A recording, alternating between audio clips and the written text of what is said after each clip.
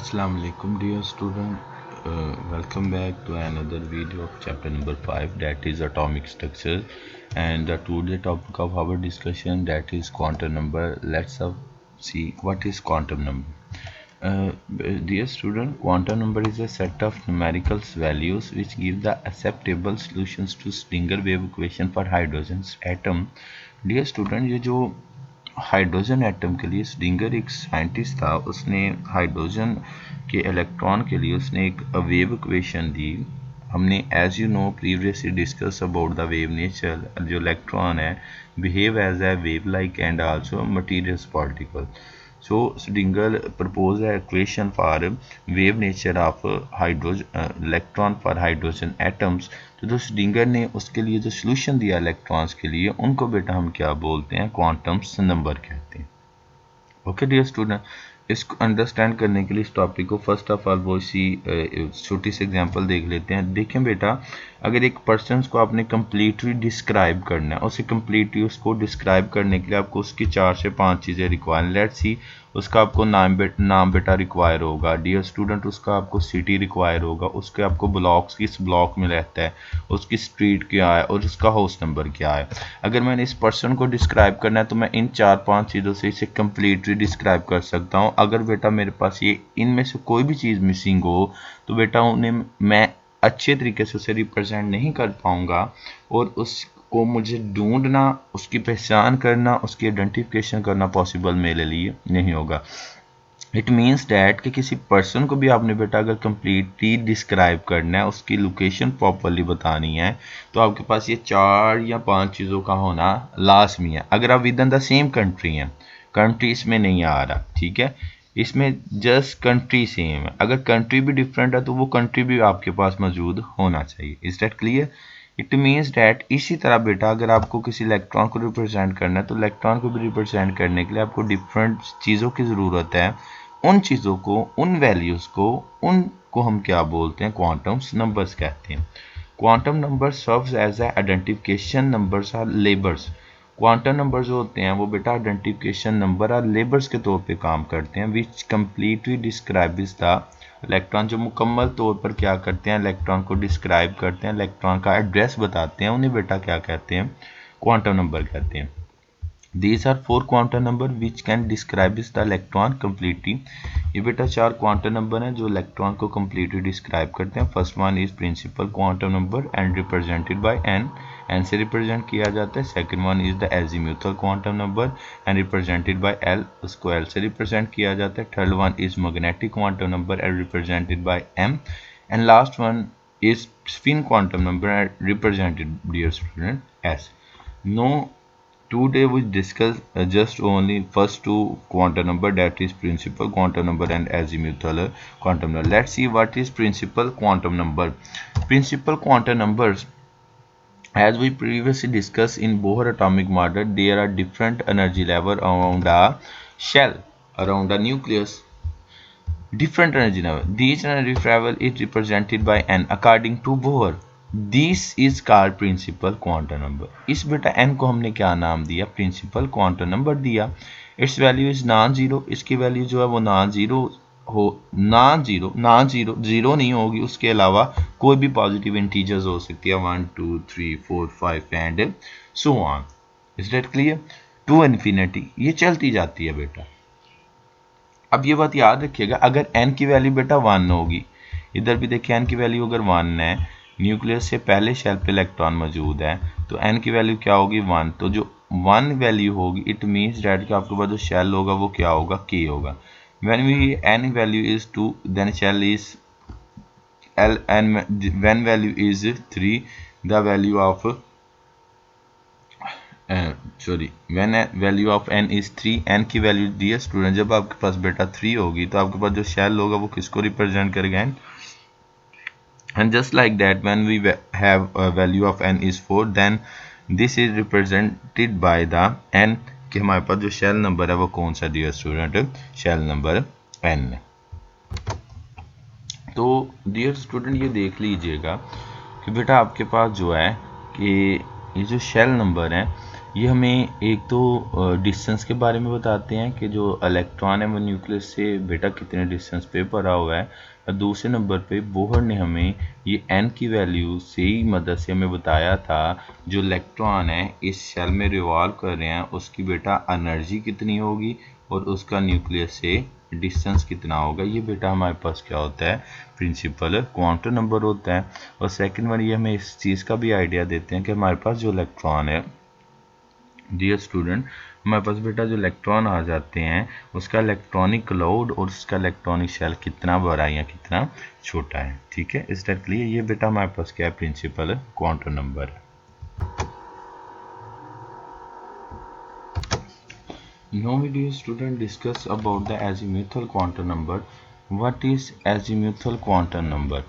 Dear student, azimuthal quantum number की बात की जाए तो एजीम्यूथल क्वांटम नंबर बेटा हमारे पास आपने डिफेक्ट में मैंने आपको बताया था बोहर के जब हम हाई रिजॉल्विंग स्पेक्ट्रोमीटर यूज़ करते हैं तो उसमें जो हमें लाइन स्पेक्ट्रम में एक लाइन होती है वो फर्दर डियर स्टूडेंट छोटी छोटी लाइन में हमें डिवाइड होती नज़र आती है। ये देखें, ये ब्लैक है, इसके अंदर फर्दर छोटी छोटी लाइन्स है। इसी तरह ये कोई भी लाइन्स है वो फर्दर छोटी छोटी लाइन्स में डिवाइड हुई है।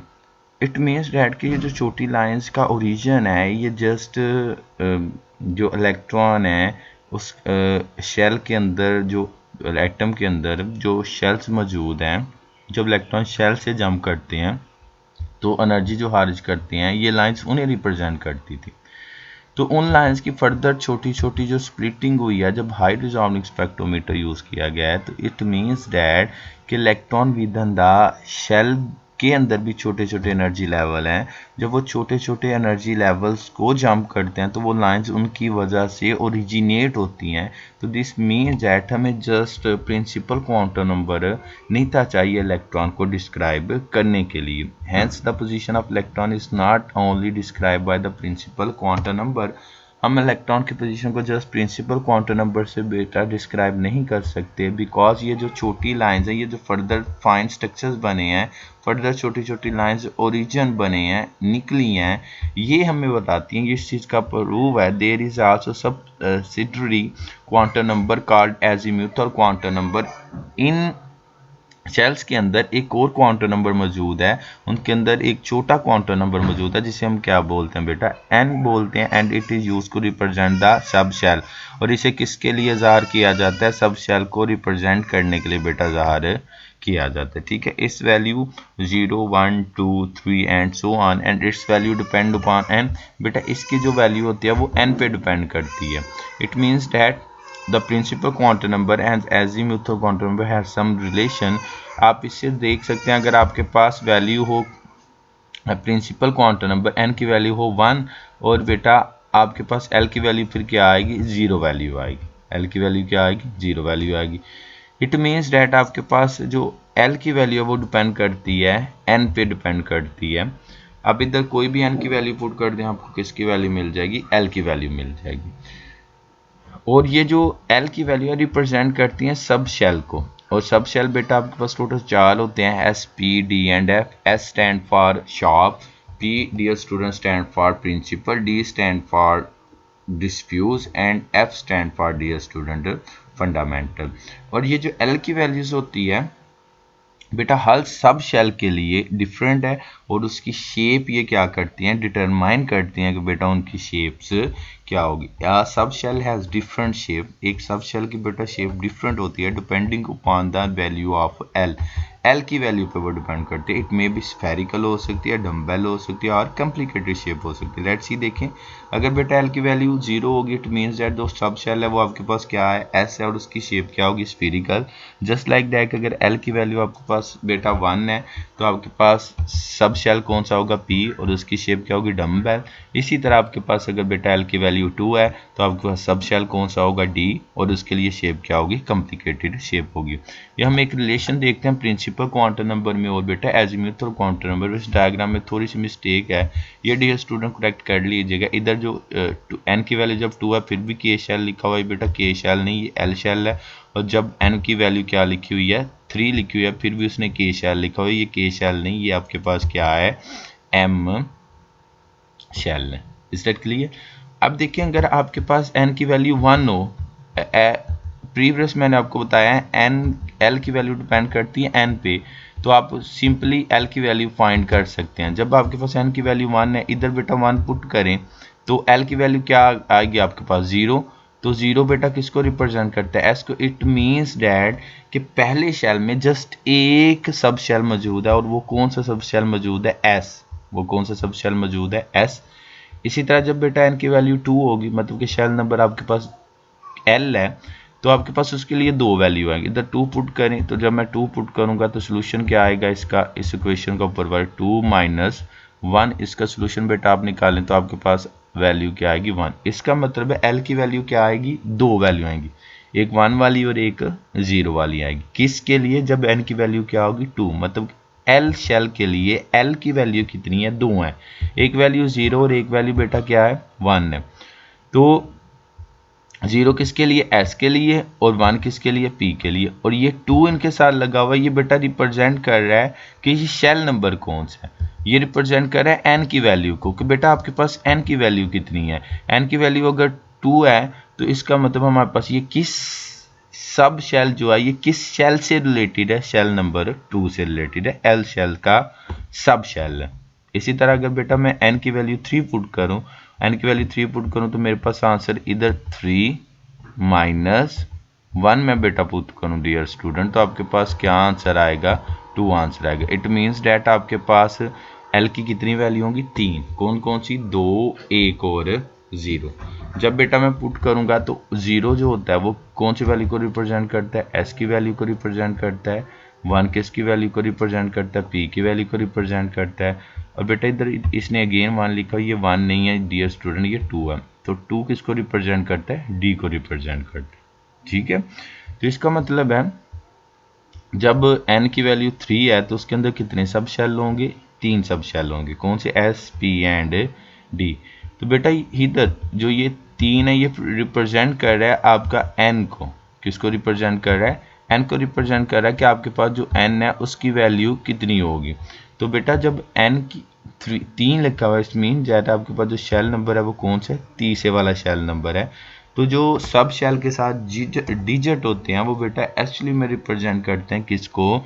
शेल नंबर को। प्रिंसिपल क्वांटम नंबर को क्या करते हैं? रिप्रेजेंट करते हैं। ठीक है, अगर आपको बेटा इन एस, पी और डी सब शेल में इलेक्ट्रॉन मालूम करने, इनमें कितने कितने इलेक्ट्रॉन डियर स्टूडेंट आ सकते हैं, तो आप लोग कैसे इलेक्ट्रॉन मालूम कर सकते हैं इनके अंदर? तो बेटा आप सिंपली क्या करें, ये फार्मूला यूज़ करें 2 इंटू 2l प्लस 1। आपने जस्ट इस l की जगह वैल्यू पुट करनी। अगर बेटा मैं 0 पुट करूं तो देखें 0 मल्टीप्लाई होकर 0 के 2 के साथ डियर स्टूडेंट, तो आपके पास आंसर क्या आएगा? 0 आंसर आएगा।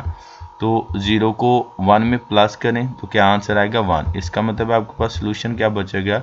2 ब्रैकेट 1, इसको 2 के साथ मल्टीप्लाई किया तो आपके पास क्या आया आंसर? इस क्वेश्चन का पूरी का 2 आंसर आ गया।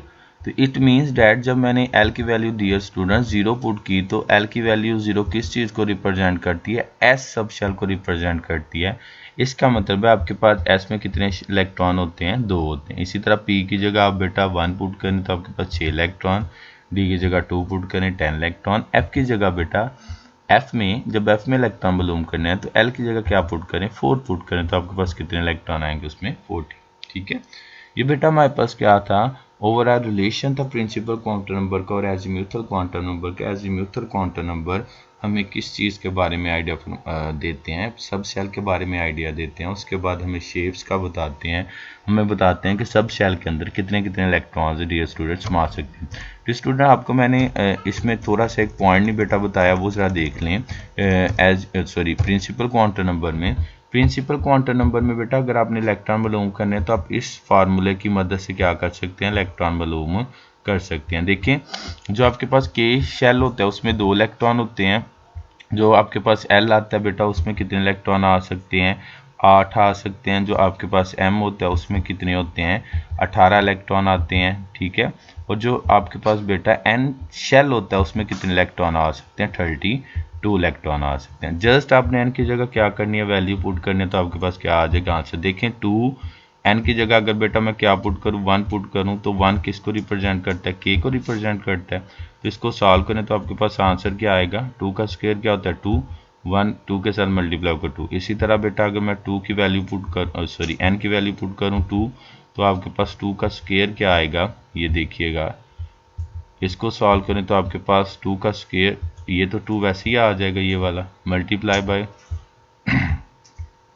2 का स्क्वायर डियर स्टूडेंट कितना होता है 4, तो इनको मल्टीप्लाई किया तो आपके पास आंसर क्या आएगा, 8 आंसर आएगा। इसका मतलब है जो एल आपके पास है उसमें इलेक्ट्रॉन कितने होंगे, 8 इलेक्ट्रॉन। इसी तरह अगर मैं एन की जगह डियर स्टूडेंट क्या पुट करूँ, एन की जगह अगर मैं बेटा 3 पुट करूँ, तो 3 का आपके पास स्क्वायर कितना होता है, 3 का डियर स्टूडेंट आपके पास स्क्वायर क्या आ जाता है 9, ठीक है 9। और बेटा मल्टीप्लाई बाय 2, इसको 2 के साथ मल्टीप्लाई करें तो ये जो 2 है ये वाला है, तो आपके पास आंसर क्या आएगा 18 आंसर आ जाएगा। इसका मतलब आपके पास जो एम शेल है उसके अंदर कितने इलेक्ट्रॉन होते हैं, 18 इलेक्ट्रॉन होते हैं। That is all our topic about the principal quantum number and azimuth quantum number. Dear student, that is very important topic of our, that is that chapter number 5. If we have any confusion, any question, you can ask. Okay dear student, Allah Hafiz.